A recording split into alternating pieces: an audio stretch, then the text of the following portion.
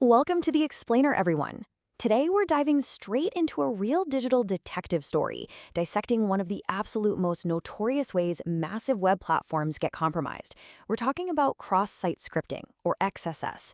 We're going to explore exactly how a simple failure to sanitize user input can literally bring down the defenses of major websites and expose millions of users. But most of all, Sammy is my hero. To really grasp the sheer scale of this threat, we have to rewind to October 2005 and the infamous MySpace Sammy worm. A hacker named Sammy Kamkar exploited a vulnerability to store a JavaScript payload directly on his MySpace profile. And the wild part, whenever someone viewed his profile, that payload just automatically executed. It forced the viewer's account to friend Sammy, updated their profile to display that exact quote, and then copied itself to their profile to infect even more people.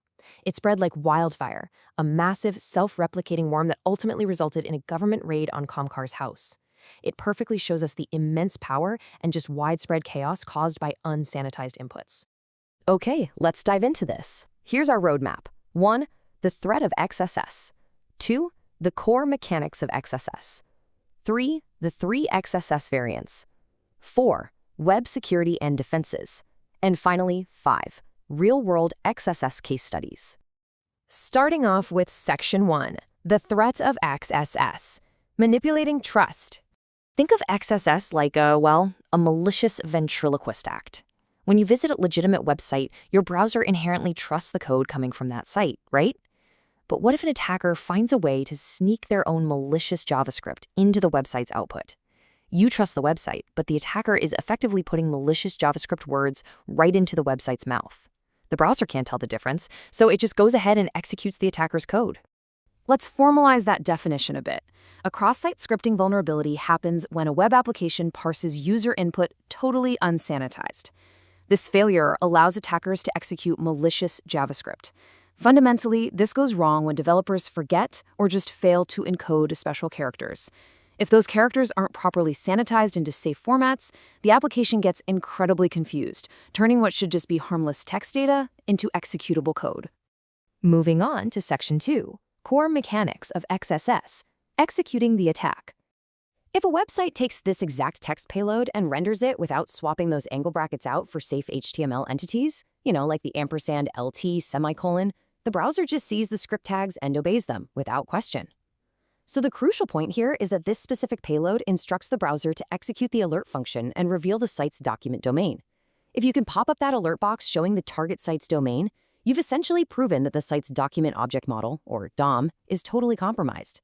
You can now potentially run code on behalf of the user. Section 3, the 3 XSS variants. Delivery methods. And this brilliantly illustrates the core difference between our first two types, reflected and stored XSS. Reflected XSS is delivered via a single HTTP request. The malicious code essentially just bounces off the server and hits the victim immediately. Stored XSS, on the other hand, is way more insidious. It's saved permanently on the server, just like Sammy Kamkar's MySpace profile. It silently waits there to attack absolutely anyone who views that saved data. So summarizing these variants side by side, we have reflected, bouncing off the server in a single request. We have stored, saved permanently for anyone to trigger. And third, we have DOM-based XSS. This one's super unique because it doesn't necessarily rely on the server returning malicious code in the HTTP response body. Instead, it manipulates a website's existing JavaScript code to execute the malicious payload right there within the browser itself.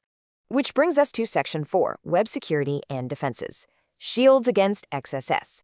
Now, a hack is really only impressive if you understand the powerful security shields it manages to defeat, right? 2 critical defenses are the same origin policy, or SOP, in the HTTP-only cookie flag.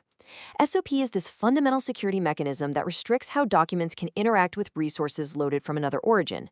In short, it checks the protocol, host, and port, and strictly blocks malicious sites from reading data from innocent sites. The HTTP-only flag is another absolute game changer. When developers flag a sensitive session-identifying cookie as HTTP-only, it completely prevents JavaScript from reading it. This means even if an attacker finds an XSS vulnerability, they can't just swipe your session cookie to take over your account. Browsers have historically tried to step in directly too, using built-in defenses like Chrome's XS Auditor. These attempted to actually detect reflected XSS payloads in a request and literally break the page to protect the user from malicious links. However, relying purely on browsers isn't exactly a perfect fix in this ongoing cat-and-mouse game of app security. Actually, scratch that. It's not a fix at all anymore. Microsoft Edge and others are retiring their XS auditors in favor of better, much more robust modern security mechanisms. All right, let's pick up the pace for the climax. Section 5, Real-World XSS Case Studies, the bounty heists. $10,000. That was the massive payout awarded for a stored XSS vulnerability found in Yahoo Mail. Yahoo's email editor allowed users to embed images using standard HTML image tags, and they logically tried to sanitize this by stripping out malicious JavaScript attributes. But the attacker found this glaring flaw. By intentionally submitting malformed HTML image tags, they completely bypassed Yahoo's attribute stripping filters, allowing their malicious JavaScript to execute anyway. A super simple but incredibly lucrative bypass. Our next case is incredibly complex and fascinating. A filter bypass on United Airlines discovered by hackers Assis and Hassan. When they tested the site, they noticed their unsanitized payloads were rendering, but absolutely nothing was executing. Digging into the site's JavaScript files, they found a custom filter called XSS object.proxy. This script was explicitly overriding and locking down dangerous JavaScript functions like alert, confirm, and prompt to protect the site. Let's move to and see how this builds chronologically into a brilliant bypass. First, they found that custom JavaScript filter blocking the functions. Second, Assis attempted to use document.writeLin to write a payload with an image tag to the page. It successfully wrote the tag, but the alert still failed. Why? Because that custom XSS filter was still loaded on the page and overriding the function. So step 3, they got super creative and used an iframe. They injected an iframe with its source set to JavaScript alert document domain. Because an iframe creates a completely fresh HTML document context, the custom XSS filter wasn't loaded inside it.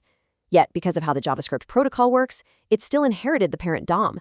They bypassed the filter entirely and successfully popped an alert box on www.united.com. Absolute genius. So, what does this all mean for us? It brings us to a final, critical question for you to ponder. Where is your data exposed to unsanitized inputs? Whether you're a developer building the next massive platform or simply a focused learner navigating the web, remember that every single text box, every URL parameter, and every uploaded file is a potential doorway for malicious code. Stay curious, stay vigilant, and I really hope this explainer leaves you eager to dig even deeper into the fascinating world of application security. Catch you next time.